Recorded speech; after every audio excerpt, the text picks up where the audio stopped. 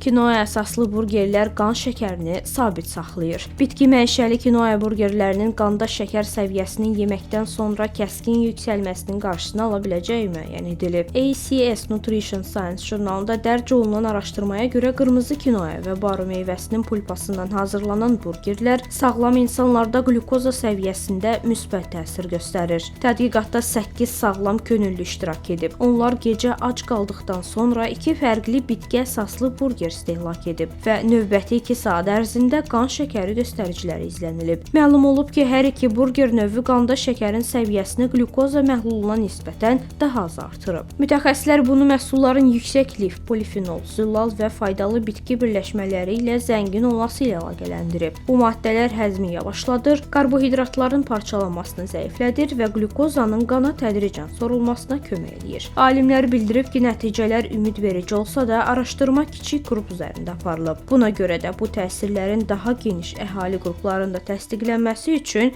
əlavə tədqiqatlara ehtiyac var.